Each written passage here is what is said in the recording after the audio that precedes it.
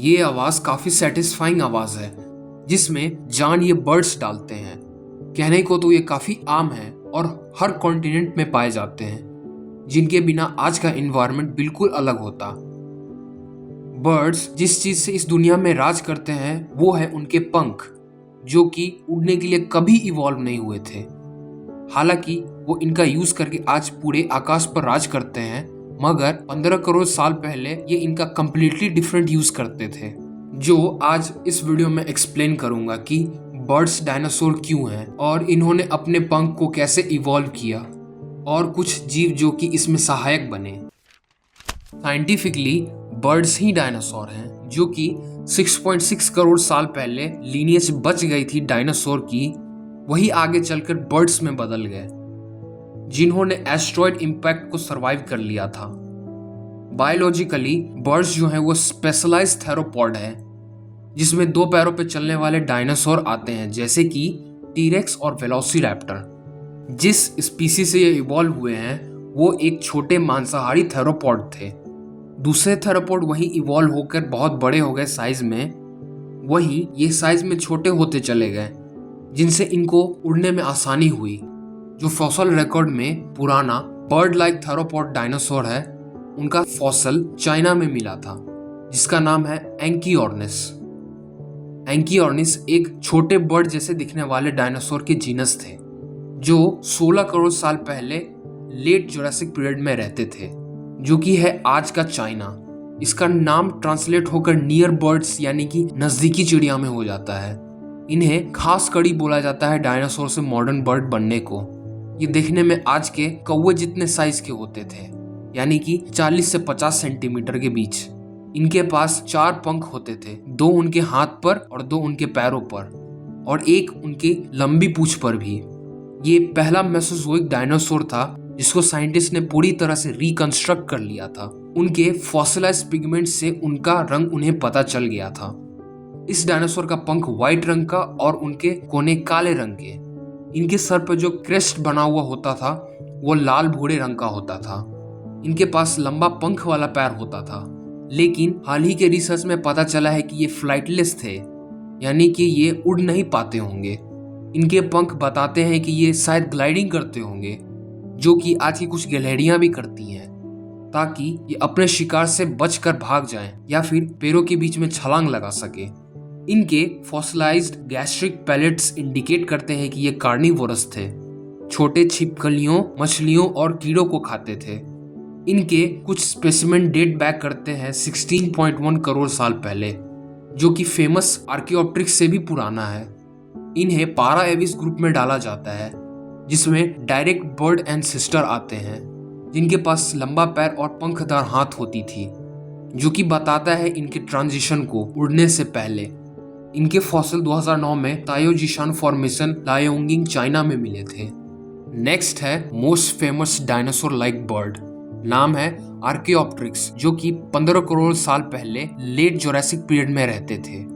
इन्हें भी missing link बोला जाता है, जो कि एक्सप्लेन करता है डायनासोर और बर्ड के बीच के एवोल्यूशन के बारे में। आर्कियोप्टेरिक्स के पास दोनों बर्ड और डायनासोर के फीचर होते थे। एक बर्ड के फ्लाइट फेदर होते हैं, वो उनके टेल फेदर से अलग होते हैं और एसिमेट्रिकल होते हैं, जिनसे इनको उड़ने में आसानी होती है। ये इंडिकेट करता है कि ये पक्का उड़ सकते होंगे।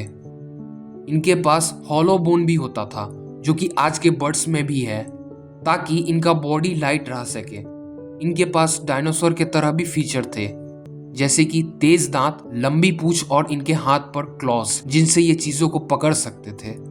इनके फॉसिल 1868 में ज़ोलहोफेन फॉर्मेशन जर्मनी में मिले थे, जो कि 2 साल बाद है बायोलॉजी के माय बापू चार्ल्स डार्विन की थ्योरी ऑफ एवोल्यूशन के बाद, जो स्ट्रॉन्ग एविडेंस प्रोवाइड करता है थ्योरी ऑफ एवोल्यूशन के बारे में। इन्हें पहले फर्स्ट बर्ड भी बोला जाता था, लेकिन मॉडर्न पेलियोंटोलॉजिस्ट इसे थेरोपॉड डायनासोर बोलते हैं। इनका साइज आज के काग जितना होता था, यानी कि 50 सेंटीमीटर। ये खाने में छोटे मैमल्स, रेप्टाइल्स या कीड़ों को खाते थे। ये छोटे टापू जैसे जगहों पे रहते थे। इनके फॉसिल पे जो पिगमेंटेशन मिला है उससे ये सजेस्ट होता है कि इनका रंग ब्लैक होगा दिखने में। माइक्रोरैप्टर्स का मतलब हुआ स्मॉल थीफ, यानी कि छोटे चोर। ये एक ड्रोमेडोसॉरस थे जिसमें फेदर्ड थेरोपॉड आते हैं जैसे कि वेलोसिरैप्टर, यूटारैप्टर, माइक्रोरैप्टर और दूसरे रैप्टर्स। ये 12 करोड़ साल पहले अर्ली क्रिटेशियस पीरियड में रहते थे। इनके पास भी सेम 4 पंख होता था जिनसे ये उड़ सकते थे, हालांकि थोड़ी ही दूर तक। इनका भी साइज आज के काले कौवे जितना होता था, यानी कि 120 सेंटीमीटर, और इनका वजन करीब 1.5 किलो तक का था।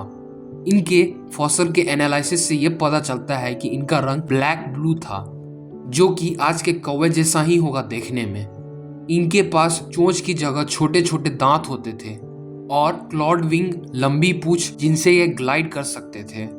इनके बॉडी स्ट्रक्चर से यह पता चलता था कि इन्हें चलने में आसानी नहीं होती होगी, इसलिए बिलीव किया जाता है कि ये ज्यादातर पेड़ों पर ही समय बिताते होंगे। ये खाने में छिपकली, मछली और कीड़ों को भी खाते थे।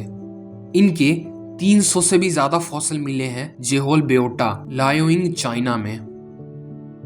अब चलो कुछ थ्योरीज के बारे में चर्चा कर लेते हैं जो कि शायद एक्सप्लेन करेंगे कि ये उड़ना कैसे अडेप्ट किए होंगे डायनासोर से। पहला थ्योरी है कि इनके पंख शुरुआत में सिर्फ पतली लंबी बाल जैसे होंगे ताकि ये अपने बॉडी के टेम्परेचर और अपने आप को ठंड से बचा सके अलग अलग क्लाइमेट में। आज जैसे मोर अपने पंख को फैलाकर दिखाते हैं, उसी तरह डायनासोर्स भी इसका यूज करते होंगे मेटिंग, कम्युनिकेशन और डोमिनेंस दिखाने के लिए। जैसे मुर्गे अपने पंख का यूज करके चीजों पे क्लाइंब कर लेते हैं, उसी तरह शुरुआती पंख वाले डायनासोर इनका यूज करके डाउन फोर्स क्रिएट करते होंगे जिनसे उनको चढ़ने में बनता होगा, या फिर किसी प्रे को भागकर पकड़ने में आसानी होती होगी जैसे कि वेलोसिरैप्टर पकड़ के करते थे। और लास्ट थ्योरी है कि इनका यूज करके ये ग्लाइडिंग करते होंगे जिससे ये 2 पैरों के बीच में आ जा सके, किसी पैराशूट की तरह ग्लाइड करके। नेचर में एक सिंपल सा रूल है, जो डायनासोर इनको फॉलो किए वो बच गए, वही जो नहीं कर पाए वो विलुप्त हो गए, और जिससे इनको सर्वाइवल एडवांटेज मिलने लगा। इसलिए ये अपने पंख को इवॉल्व कर लिए। चलो अब कुछ जीन्स के बारे में बात कर लेते हैं जो कि बर्ड्स थे, ना कि डायनासोर। सबसे पहला है कॉन्फियोसिस ऑर्निस, एक विलुप्त बर्ड, यानी कि अब डायनासोर पूरी तरह से बर्ड बन चुके हैं, जो कि 12 करोड़ साल पहले लेट क्रिटेशियस में रहते थे। इनकी भी फॉसिल लायोइंग, चाइना में ही मिले थे। उड़ने वाले डायनासोर के बीच में बड़ा लिंक है। ये बर्ड थे क्योंकि अभी तक मैंने जो डायनासोर के बारे में चर्चा किया है उनके पास चोंच नहीं बल्कि दांत होता था, लेकिन कॉन्फियोसिस ऑर्निस के पास चोंच होता था, जो कि एक बर्ड्स का पहचान है। इनका साइज 50 सेंटीमीटर और विंग स्पैन 70 सेंटीमीटर या 2.3 फीट का था। इनके पूंछ 2 हिस्सों में बटे हुए थे जो कि सेक्सुअल डिस्प्ले के लिए यूज होता था। हालांकि इनके पास अभी भी डायनासोर के फीचर्स हैं जैसे कि क्लॉज जिनसे वो क्लाइंब कर सके, लेकिन ये बर्ड एवोल्यूशन में काफी बड़ी बात है। ये ज्यादा दूर तक नहीं उड़ पाते थे क्योंकि इनके पास स्ट्रॉन्ग स्टर्नम नहीं होता था। स्टर्नम एक हड्डी होती है जो कि इनके छाती पर होती है, जिनसे बर्ड को उड़ने में आसानी होती है। नेक्स्ट है इक्थियोर्निस, यानी कि मछली पकड़ने वाला बर्ड। ये एक विलुप्त प्रजाति है जो कि 9.5 करोड़ साल पहले लेट क्रिटेशियस पीरियड में रहते थे। इनके फॉसिल को भी क्रिटिकल माना जाता है बर्ड्स के एवोल्यूशन को लेकर। इनका साइज 20 से 24 सेंटीमीटर के पास होता था, जो कि आज के कबूतर जितना होता है। इनके पंख की लंबाई 43 से 60 सेंटीमीटर के बीच होती थी। इनके मुंह यूनिक होते थे। ये अपने आगे वाले चोंच से मछली का शिकार करते थे और अपने पीछे वाले दांत से उनको पकड़ के रखते थे। ये कॉन्फियोसिस ऑर्निस से ज्यादा पावरफुल फ्लायर थे जो कि आज के बर्ड्स जैसे थे उड़ने में। इनके स्टर्नम होते थे वो काफी स्ट्रांग होते थे, जिनसे ये इतनी देर तक उड़ पाते थे। जैसे इनका नाम बताता है कि ये खाने में मछलियों को खाते थे। इनके हंटिंग का स्टाइल आज के सीगल्स जैसा होता था। सीगल्स पानी में डुबकी मारते थे, उसी तरह ये भी डुबकी मारकर मछलियों को पकड़ते थे। इन्हें 1870 में बेंजामिन फ्रैंकलिन म्यूज द्वारा ढूंढा गया था।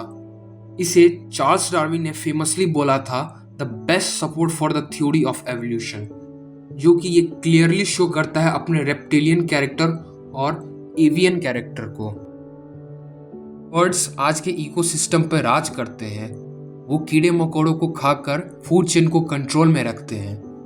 ये सालाना 40 करोड़ से 50 करोड़ कीड़ों को खा लेते हैं, जिनसे बीमारियां और फसलों को नुकसान कम होता है। इन्हें बायो इंडिकेटर्स भी बोला जाता है, यानी कि किसी एरिया में ये कम है तो इसका मतलब हुआ कि वो इकोसिस्टम डैमेज हो चुका है। सारे बर्ड्स डायनासोर होते हैं, ना कि सारे डायनासोर बर्ड्स होते हैं। बाय